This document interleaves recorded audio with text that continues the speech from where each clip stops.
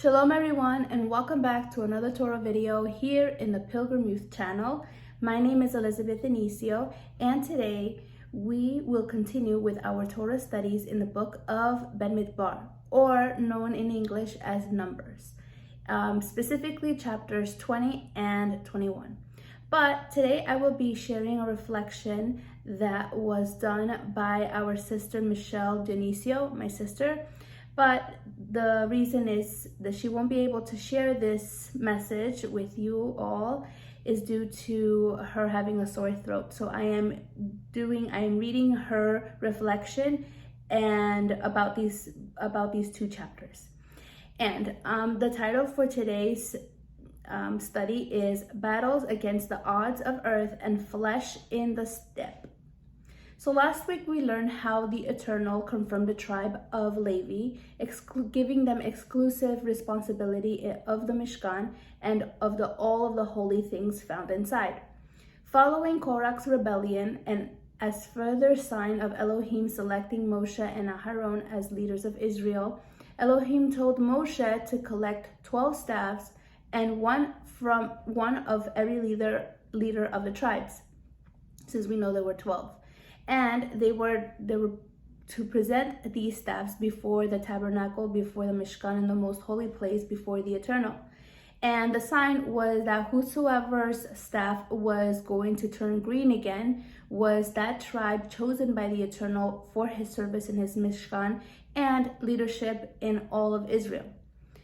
As we know, Aharon's staff was not only sprouted, but budded, blossomed, and produced almonds, showing that it was them who the Eternal was pleased with and who the Eternal gave responsibility to, and make it clear to the children of Israel that Moshe and Aharon were not taking a place that the Eternal didn't give them in the first place, but rather by this miracle sign, all of the tribes and leaders were confirmed or were clear on who the Levites' position and the work that Moshe was doing as intercessor in between the people of the children of Israel and the Eternal.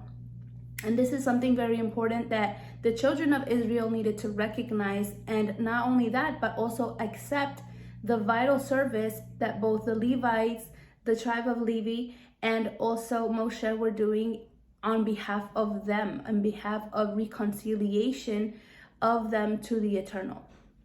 After the confirmation of the Levites in chapter 18, we learned that all of the responsibilities that Aharon, his sons, and the entire tribe of Levi had upon them.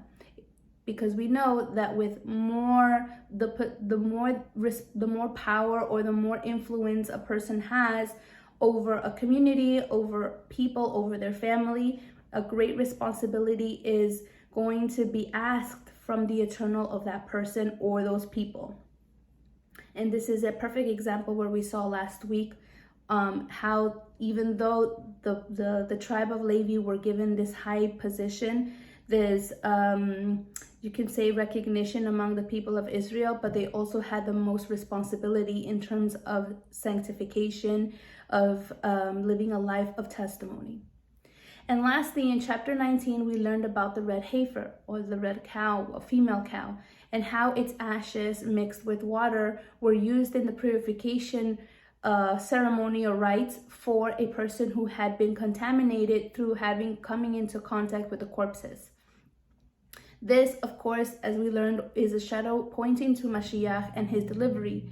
The water and the blood that was sprinkled symbolized a washing or a cleansing of sin, impurity, and death in order to live again. Just as Mashiach gives every believer a new life through his blood along with the water, which represents the word of Elohim that purifies our soul. Continuing with today's portion, we will read in chapter 20 about the death of Miriam and Aharon, the waters of Meribah, Moshe striking the rock, Edom refusing passage for the people of Israel. And in chapter 21, we will read about many battles that Israel had to face while in their pilgrimage to the Promised Land, along with the interesting event of the bronze serpent, with the bronze serpent, which symbolizes something very important even up to our days today. So with this short introduction, let us begin with chapter 20, verse 1. And it says, "The Israelites arrived at the desert of Zin in the first month of the year. The people stayed at Kadesh. Miriam died and was buried there." At this point, Miriam's death was an important point in the journey from Egypt to Canaan. She was the first of Moshe's siblings to die in the wilderness. This indicated that the children of Israel were every day closer to taking over the promised lands. As we remember what the Eternal had decreed in Numbers chapter 14 from verse 21 to 23, which says the following: "But as certainly as I live, and as certainly as the majesty of Elohim fills the entire earth, none of the people who saw my glory and my miraculous signs I performed in Egypt and in the wilderness, yet tested me these 10 times and did not obey my voice. Not one of them will see the land I promised for their forefathers." So here we see that Miriam was part of this generation who saw Elohim's power and miracles. So we see here that her death was before actually reaching the promised land. And from this point on, we don't see any other further references in scripture about Miriam other than the sin that she had committed in gossip and every other, and leading out along with Moshe the people of Israel outside of Egypt. But from here on, that's it. We don't hear any more. The scriptures don't mention her again.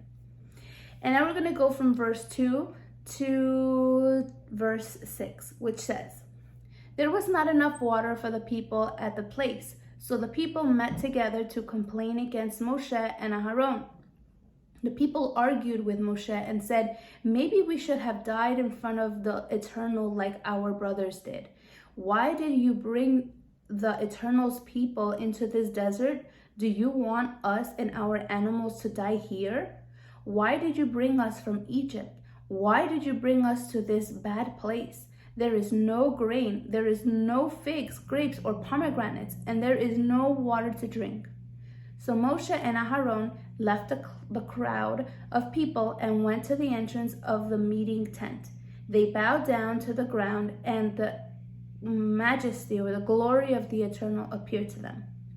So we see here once more that there was, first of all, the Israelites were starting to complain yet again. And their complaint this time was, it seemed like, once again, inconformity. They were not happy at the stage that they were in their life. They were not happy at the circumstances that the Eternal had them in the desert. Because at the end of the day, it wasn't Moshe and Aaron who were doing their own will. They were just submitting to the will of the Eternal and leading them to the promised land. But we see here that the congregation got together to complain to Moshe and Aaron because there was no water. And no water for them. And we know that water is a very vital piece of human existence, especially human existence, and also the prosperity of their livestock, since we know that in the desert there is no water. Even though Elohim had showed them his power in many ways previously, seeing the signs in Egypt, helping them with the cloud, helping them be fully liberated from Egypt and the Pharaoh's burdens, and how he provided them with daily manna, which is the heavenly food that the Eternal gave them, the children of Israel continued to rebel against the Eternal, questioning Moshe and Aaron's decisions. Once again, these decisions weren't theirs, but they were just submitting to the Eternal's will. And not only that, but they were accusing them for all of their sufferings and telling them that they should have stayed in Egypt, because at least what they were saying in their questioning, they were implying that at least in Egypt they had their basic needs taken care of. So here they complain once again, and this time the Eternal had already promised them no entry to the promised land, as we saw in Numbers 13. They looked for, at this point, any excuse to rebel and whine. They were not happy. They were not conform. They were not satisfied with where their lives were going, because they knew that even though they were traveling and they were being in the pilgrimage, they were not, the generation that saw all of those miracles were not going to go into the promised land. So here we see exactly how human nature is to its core, where there is no faith in the eternal, and when the heart is divided, wanting to serve the eternal in one way, but actually serving him in our own way. So this is something that we can learn about as we read along to these chapters, because this is something that not only happened in their time, but it also happens in our time too, where although we are living in a life, we're living in a stage of our life that perhaps is not so comfortable for us. Perhaps it's not something that we ourselves saw ourselves doing or that we planned for, but we must know that everything that happens in our life is for our own good, especially if we are believers who are reading the instruction of the eternal and practicing it, because the eternal ultimately is guiding us through his son Yeshua, through this desert that is the world. And not only that, but is helping us to actually be able to inherit the celestial promised land. Not a physical one like what happened with Israel, but the celestial one that is never corrupted.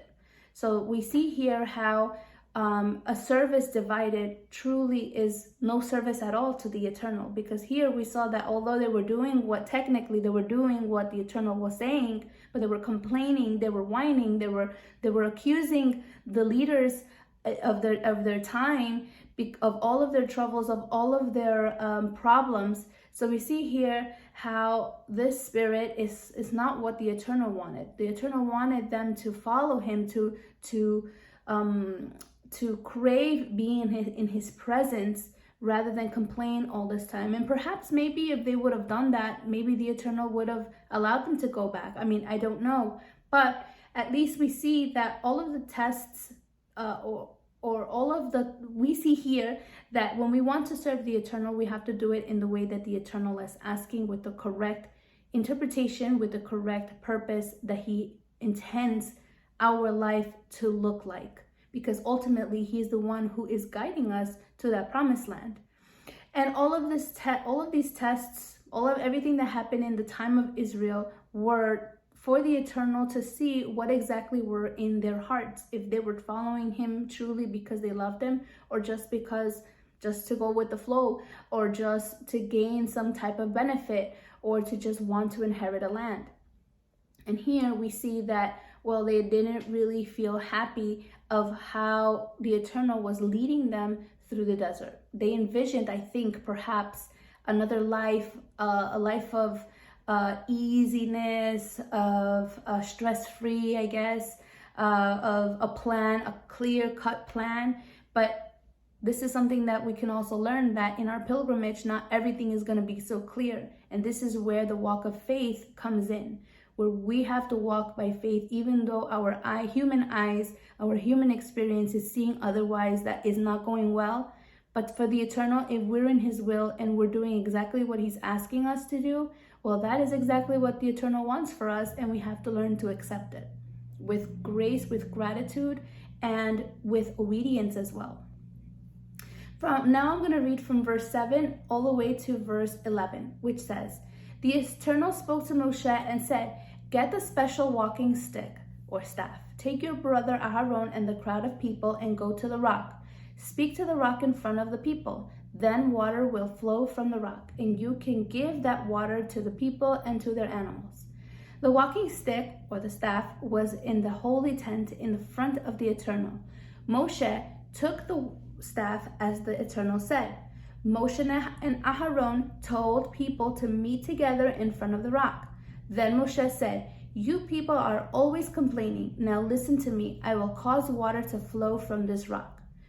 Moshe lifted his arms and hit the rock twice. Water began flowing from the rock, and the people and their animals drank that water." After the murmuring of the people about the water, Moshe and Aharon went to the Ohel Moed, which is the Hebrew word for the tent of meeting. where the presence of the Eternal appeared to them and gave them instruction on what to do, how to resolve this problem that was occurring. The Eternal told them to take the rod and speak to the rock, and the water will come out. The people had to see this miracle because in this way the Eternal was going to be exalted before the congregation. But we saw that Moshe hit the rock twice, and this was the reason why Moshe and Aharon did not enter the promised land. In this example, scripture shows us the fallen condition once again of humanity, of how fragile we are and how easy it is to be overcome with emotion. That even Moshe and Aharon, who had dedicated themselves to the complete service to the Eternal, despite all that, they were still not perfect, because in today's age, people have them as people that never did anything wrong, that they were perfect people, perfect tzaddikim. And in order to be a person who's tzaddik or a just person doesn't mean that you don't make any mistakes, because again, we're living in the flesh and we haven't received the garments that Yeshua is going to come bring in his second coming. And this is where we realize that the Father's will was for Moshe and Aharon not to enter the promised land, but rather had something better, which was to enter the celestial promised land. Moshe, of course, here is the shadow of Mashiach, who led and interceded the people of Israel before the Eternal. However, Yeshua Yeshua is that perfect example that we as believers need to look upon, who doesn't fail. We see that Moshe, although represents Yeshua in this context or this period of time of Israel, we still see that a human life, a human person is still capable of making mistakes. But the person, a man that doesn't make mistakes that we've seen in our life and that we can base our life on, is Yeshua. Yeshua is the walking Torah. He is the one who lived it. He is the one who gave us the correct interpretation in order for us to walk as perfect in the Eternal's eyes as the way that he did as well. And he shows us how our life as pilgrims should be. He is the perfect man who is able to reconcile, guide, and pay the price of sin to allow us to inherit the celestial promised land. The rock in this passage is another shadow of Yeshua, whom we all drink the water of life, as 1 Corinthians chapter 10:4 tells us. They are all immersed into Moshe's in the cloud and in the sea, and all ate the same spiritual food, and all drank the same spiritual drink. For they were drinking from a spiritual rock that followed them, and the rock was Mashiach. Nevertheless, Elohim was not pleased with most of them, for they were struck down in the desert. And here we see a reference of Shaul or Paul talking about this specific time period where the Israelites as a whole, as a congregation, experienced all of these. Experience all of the miracles with the cloud and the sea, the spiritual food, manna, the spiritual drink, the water, which was the Torah. All of them had the opportunity to be faithful. All of them had the opportunity to inherit the land, but because of the rebellion, they were left prostrated in the desert, unfortunately, or sadly. And with this, we're going to continue with verse 14 all the way through 21, and it says, While Moshe was at Kadesh, he sent some men with a message to the king of Edom. This message said, "This is what your brothers, the Israelites, say to you. You know about all the troubles we have had. Many years ago, our ancestors went into Egypt and we lived there for many years. The people of Egypt were cruel to us, but we asked the Eternal for help, and he heard us and sent an angel to help us. The Eternal was brought us out of Egypt. Now we are here at Kadesh, where your land begins. Please let us travel through your country. We will not travel through any fields or vineyards. We will not drink water from any of your wells. We will travel only along King's Road. We will not leave the road to the right or to the left. We will stay on the road until we have traveled through your country." But the king of Edom answered, "You may not travel through our land. If you try to travel through our land, we will come and fight you with swords." The Israelites answered, "We will travel along the main road. If our animals drink any of your water, we will pay you for it. We only want to walk through your country. We do not want to take it for ourselves." But again, the king of Edom answered, "We will not allow you to come through our country." Then the king of Edom gathered a large and powerful army and went out to fight against Israel. The king of Edom refused to let the Israelites travel through his country, so the Israelites turned around and went another way.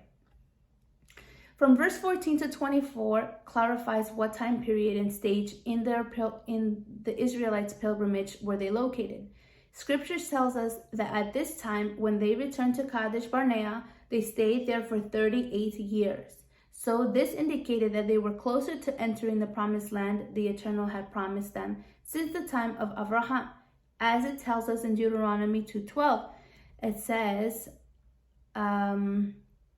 the time that we traveled from Kadesh Barnea until we walked over the Wadi Zerad was 38 years, until all the generations of the men of war were from within the camp came to an end, as Adonai has sworn to them.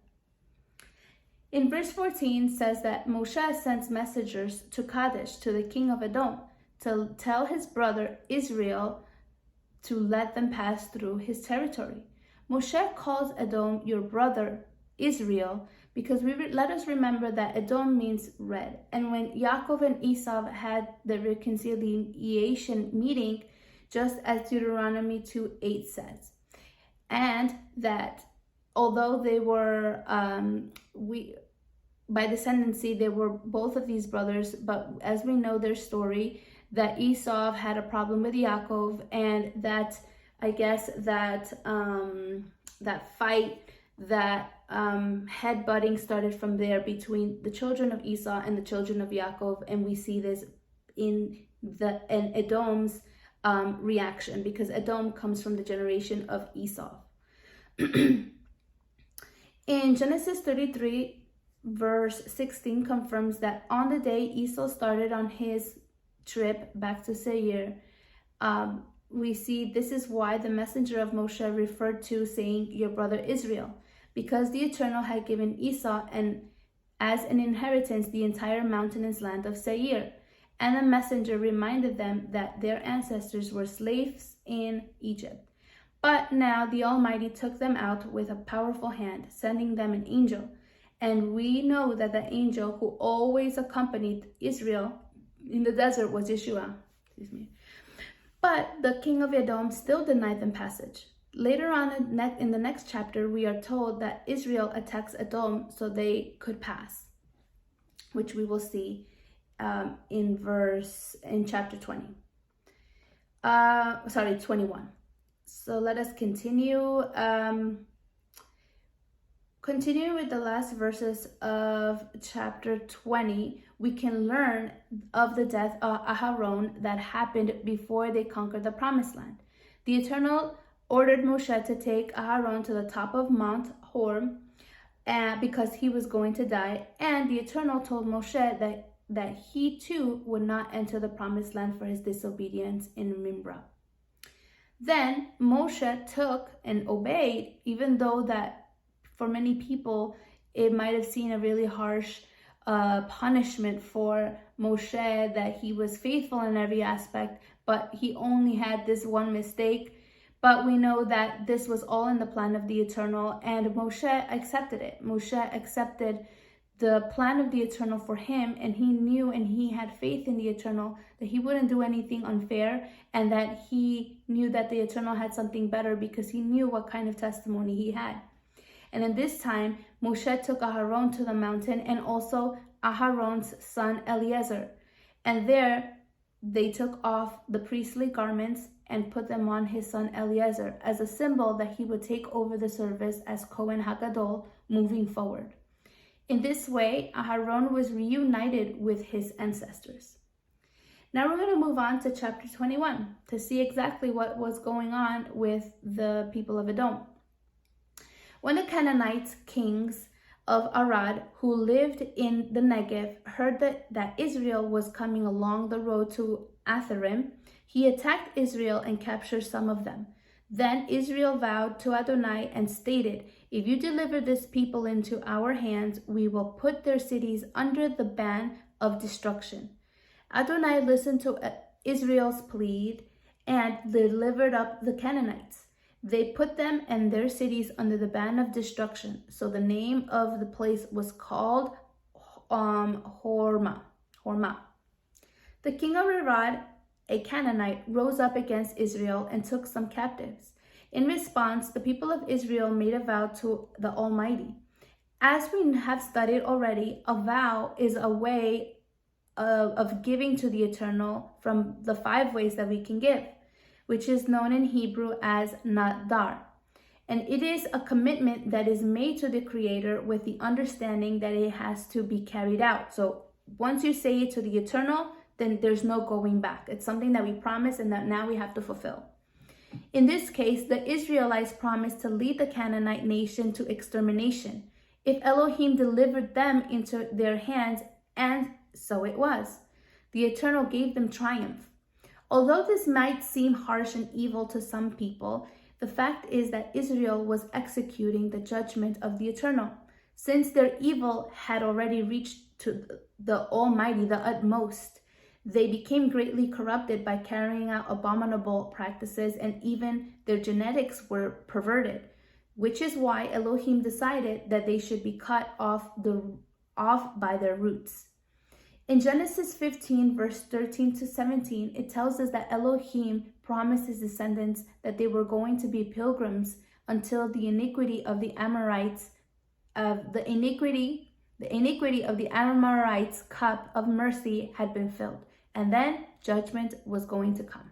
So we see that this is now being fulfilled, that the children of Abraham are now about to take the Holy Land, is about to take the Promised Land, and the Amorites who were living there, the Canaanites that were living there, had already reached their point of mercy, and now the Eternal was going to execute judgment. Now we see that these judgments should not be taken as an occasion to criticize the attitude, the intention, or purpose of the Eternal, but rather we should see them as an exhortation, as a learning lesson to obey the Eternal, knowing that the Father has been kind to us by sending us his Son, but that we must take care of our salvation with fear and trembling. It's not a whatever thing. Because if the blood of Mashiach is trampled by deliberately sinning, so the only thing that we can expect is a horrendous expectation of judgment that will remain. The Eternal Father is merciful, but he is also severe, as Paul tells us in Romans 11, verse 22. It says, "Notice that the kindness and severity of Elohim, severity towards those who fell, but Elohim's kindness towards you, if you continue in his kindness, in his obedience, otherwise you too will be cut off."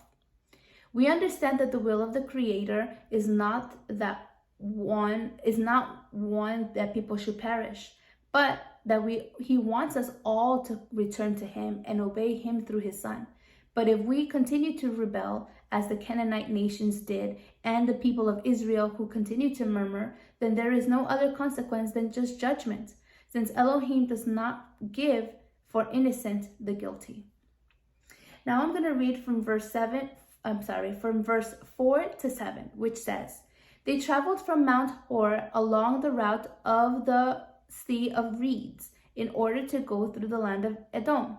The spirit of the people became impatient along the way. The people spoke against Elohim and Moshe.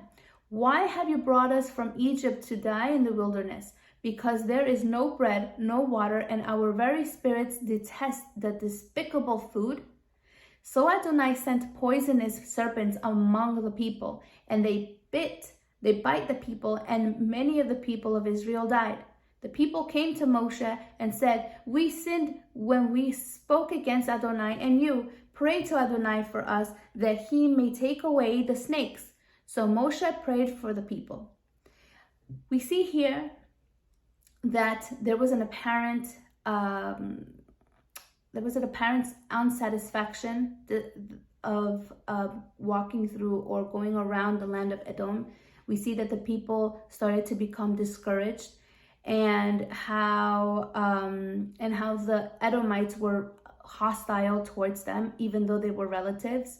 We remember this, that again, the relatives of Edom are descendants of Esau, who is Yaakov's brother, and they did not let them pass through their land.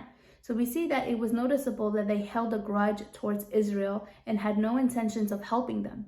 This event caused sadness, discouragement in the people of Israel, so much so that they began to complain again, and not only about what was going on in this current circumstance, but even complain about a miracle that the Eternal had given them, which was the manna, which was that miraculous provision that the Eternal gave them back in Exodus chapter 16 from verse 32 to 34. This teaches us something, that as believers, at times we may feel sad or discouraged when facing difficult situations that arise. But our attitude should never be one of complaint and disagreement towards the Eternal. On the contrary, we must respond with faith, trusting that the Heavenly Father is in control of our lives, understanding that trials are not to weaken us, but to help us grow and mature until we reach the character of Mashiach. We should not distrust in the Elohim, who throughout our entire life has helped us. Just as Romans 8:28 says that all things work together for good for those who love Elohim, who are called according to his will. Therefore, our response is to be in perseverance, in firmness and obedience, since the promise we have is much greater than any difficulty that we may face in this earth. This discouragement leads the people of Israel to murmur against the Eternal once again. This time, the Eternal did not speak directly. He sent judgment like that. He sent snakes to bite them, and there was a lot of death. They immediately rectified and asked Moshe to intercede.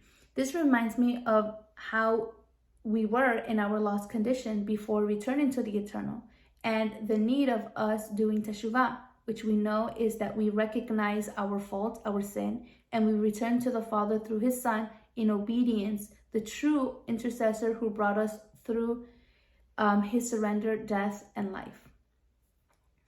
Verse 8 and 9 says the following: Adonai said to Moshe, "Make yourself a fiery snake and put it on a pole. Whenever anyone who has been bitten will look at it, he will live." So Moshe made a bronze snake and put it on a pole. And it happened that whenever a snake bit anyone and he looked at the bronze snake, he lived. Here we continue to see more symbolism. The bronze represents judgment, and the Hebrew word for serpent is nachash. Both alludes to the transgression of the serpent, all the sins that the adversary promoted in humanity. That is why Yeshua was hanged. He was impaled on the tree stub. All of the sins that the adversary, that he was hanged. Yeshua was hanged on the tree stub. To take upon himself all the transgressions, and through him we receive forgiveness, reconciliation with the Eternal. Not only for Israel, but for all humanity. Every person who turns from his evil path, returning to the Creator, and accepts the delivery of Yeshua has the opportunity to be restored and obtain healing for his soul. As Isaiah 53 says that Mashiach was going to do in humanity once he arrived to this world. Mashiach would bear the judgment and curse of the serpent on the tree. He was to be hanged in the serpent's place in order to give redemption to those who looked upon him, as we see this reference clearly in John chapter 3, verse 14 to 15, that says the following: Just as Moshe lifted up the serpent in the desert, so the Son of Man must be uplifted, so that whoever believes in him may live eternal life. So we see here that this representation of the snake and the pole represent Yeshua's delivery, and how when we look upon him, we have life. Looking upon him means that we start to know who he is, see what was his purpose, and follow what he says. From verse 10 all the way through 35, it details Israel's journey towards the promised land and how they conquered many other nations along the way. The Eternal gave them water and they were happy. Their attitude to this time was different, and they even sang a song of gratitude. Later, they defeated Sihon, which was the other nations that they were defeating in battle, because they did not want to let them pass through their land. Sihon had taken a land that did not belong to them in the first place. It actually belonged to Ammon. So Elohim fulfilled his promise and gave them victory, or gave them victory in their battles. If they only set their sight, their goals, and their purpose on the Creator and trust in him fully, he responded by keeping them safe and allowing them to triumph. So, in conclusion, on their way to the promised land, we saw how Israel faced various challenges, battles, not only the physical ones, but spiritual ones too. The battles against the flesh in the face of difficulty that occurred in the steppe. The Eternal asks us to be obedient to his instructions, to serve him in his spirit and in truth, to learn to trust in the Eternal and not be rebellious. Because all of these stories that we see here were left behind for our own teaching. As Shaul tells us in 1 Corinthians chapter 10, verse 6, that says, "Now these things happen as example for us, so we won't crave evil things, just as they did." For us today, we continue in our pilgrimage in this world that is a desert, or represents a desert, where there's no life, where we're also faced with various challenges, especially that of the flesh. Scripture teaches us over and over that we need to search and desire for the celestial treasure, to strive to enter into the celestial promised land, as Shaul expressed it in Romans chapter 8, verse 6 to verse 4 to 6. It says, "For those who live accordingly to the flesh set their minds on the things of the flesh, but those who live according to the Ruach set their minds on the things of the Ruach," or the Holy Spirit as people know it. For the mindset of the flesh is death, but the mindset of the Ruach is life and shalom. This portion is a warning to us, lest we allow our flesh to govern our life and we will fall into practicing sin. If we do the same thing that the Israelites did in this portion, we will remain prostrated or left in the world to an eternal death. Shaul gives advice to the believer in 1 Corinthians 15, verse 58. Says, "Therefore, my dearly loved brethren, be steadfast, immovable, always excelling in the work of the Eternal, because you know that your labor in the Eternal is not in vain." And in Colossians chapter 1, verse 23 says, "If indeed you continue with the faith established and firm, not budging from the hope of the good news that you have heard, this good news has been proclaimed throughout all creation under heaven, and I, Shaul, have become its servant." We must strive and obey every day, cementing our faith in Yeshua HaMashiach, who is our rock in which we build our new life and the one in whom we find the living waters. I want to thank you for your attention. Thank you so much for your attention. And if the Eternal allows us more life, I shall see you in another video. Shalom.